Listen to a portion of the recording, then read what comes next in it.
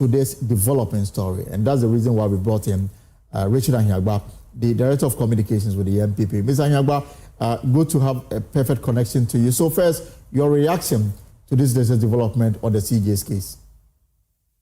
Thank you very much, Elton, and good afternoon to your viewers. Elton, I've had a chance to listen to the Deputy Attorney General, my brother, Justice Secrecy. I think that Ghana, we're at crossroads with the steps that the NDC government is taking to undo our democracy. And I think that this calls for sober reflection, and I couldn't agree more with the former Deputy Attorney General, Ahiagbah, when he says that we should proceed with caution. I've heard the Deputy Attorney General, Justice Secrecy, say, playing for your country, easy. Scoring, easy. Avoiding injuries, easy. Winning, easy. Very, very strongly. This is not technical. The process may be technical, but the motive is political. The politics of it is that they want to remove the Chief Justice to pave the way to aim at the Electoral Commission. And I think that that is very, very egregious and most unfortunate for the NDC to be doing that. Somehow, the reset they promise is a reset that may have serious and grave implications for our democracy. You know, the president received the petition, I think about 3 of them also on this occasion that I have seen, for the removal of the Electoral Commission chair. That petition has been with the president since January. Right. The president has not referred that to the CJ. The question is why? Why would he not? Because essentially, per the Constitution, the president is but a conveyor belt. So, having received that petition against the Electoral Commissioners, why hasn't it referred them? Because, my view, because the president thinks and knows that how flimsy, if you have read those petitions, the flimsy excuses in them will not be entertained by the Chief Justice, this Chief Justice. So a way to do it is to take away this CJ and then bring a CJ that will be more agreeable, that will be more pliant, that they can use to remove the EC. But can the same thing be said about the MPP when you took similar steps to remove Charlotte Osei? But that does not compare in this matter. Now, I can agree with you that the removal of Charlotte Osei, perhaps, with what it looks like now and the history of it, sets a certain precedent that another person may look upon to remove them. But the facts must align.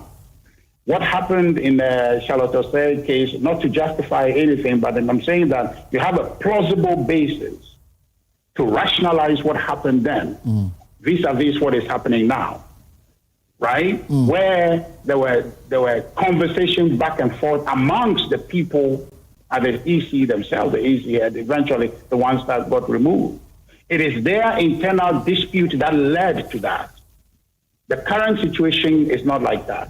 The CJ, which is now, for me, the casualty to achieve this EC removal thing, in my view, is very, very dangerous for the democracy that we have accepted in this Fourth Republic.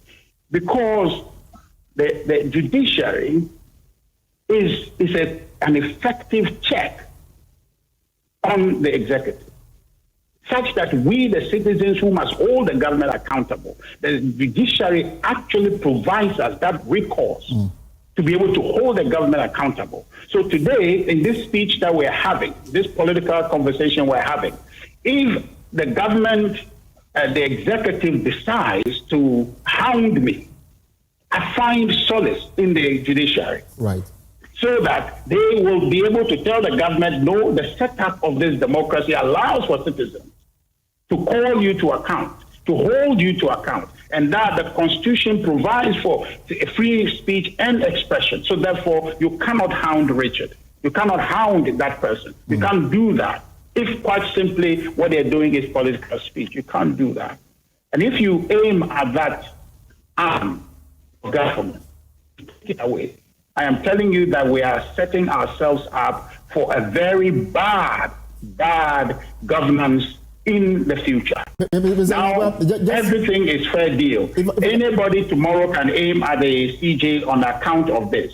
So I won't be surprised if tomorrow a president is over and say, look, I'm going to clean the slate. Where is the CJ? Take her out. Just bring some flimsy petitions against her. Set up a convenient committee of people who can do that. Get the Council of State to find reason why you should do that. You can cook all these things, my brother. Are you suggesting that we might approach without fear or favor, without mincing words, to tell this government that what he's doing is dangerous and ought not to be encouraged? But again, I mean, look at the caliber of individuals that have been constituted to look into the 3 petitions. Me and you, we don't know the content, so we can only speculate. You don't trust in their integrity to do a fair job and to establish her innocence if that should be so, and to also punish her if she's gone contrary to the oath she took upon assumption of office as CJ. The president himself took oath to protect to do good to all manner of people in this country. His first action, one of his first actions at the Jubilee House, was to remove people who were legitimately employed under the Constitution by a constitutionally elected president of the state. He went against the oath. The president went against his oath. What are they talking about? The first problem in this CJ's matter is the secrecy that is shrouded, the whole thing is shrouded in. I disagree totally that in a democracy where the people are the sovereign, the people are the ones on whose behalf the agent, the government is working, are excluded from this material case where we don't know what are the facts against the Chief Justice. But what I can tell you is that, Elton, I think that we as a people, because of the importance, because of the high threshold that we must hold in terms of dealing with our democracy to strengthen it rather than weaken it, it should be very clear to us that if a Chief Justice is set up like this to be removed, then whatever the cause is, short of you reading it on paper in the form of a petition against her, it should be very manifest. You and I should have evidence on that to say that as for the thing the Chief Justice has done, it merits a removal. People should not go and formulate some rather remote ideas, and that constitutes a political motive to remove an individual, right? Some of whose office is very material to the survival of our democracy. Right. Look, this is not about the Chief Justice person. It's about the institution. It's about the weakening of the institution. It's about the undermining of the institution that has consequence far into the future. So this is not a joke matter. So where the Deputy Attorney General is saying that this is technical, it is not for them to tell us that. It is our democracy. How people fought for us to have a democracy today, and for them, for their convenient political motive to set up this thing as though that we should believe in a committee that is set.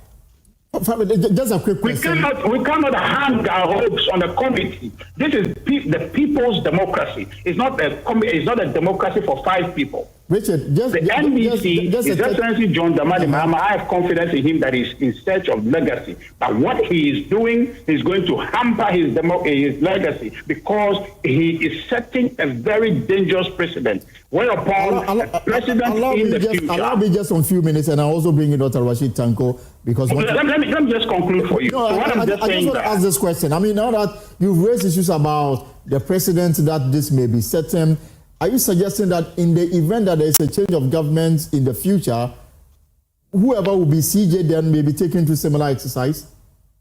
It will be fair game. It will be something that has been done before, so anybody doing it again will not be new.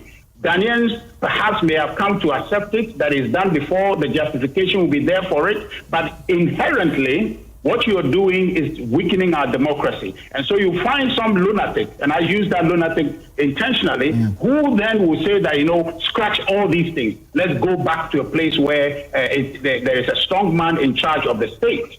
Then we will lose this Fourth Republic also because of this rather excessive political decisions that have been made. We know that, you know that when the NDC was in opposition, they had a thing for the judiciary. Felix Kwatio had actually is on record to have said that the judiciary has not been fair to NDC. But you see, it's not about being fair to NDC or fair to MPP. It's about what case you have, for which reason you deserve fairness, because the law must be applied fairly according to its letter and spirit. So if NDC have been sending cases to court and they are losing, it is not the doing of the judiciary. It cannot be. All right, unless there's demonstrable evidence, which in law can be established, then we can look at the dissent in most of the cases to see where any law has been breached in favor of one against the NDC. But what I am telling you is that the NDC took aim coming into office. The so-called reset is a very dangerous thing they have said, and they are doing the acting on it. They are acting on it, and I think that our democracy is under siege because of it.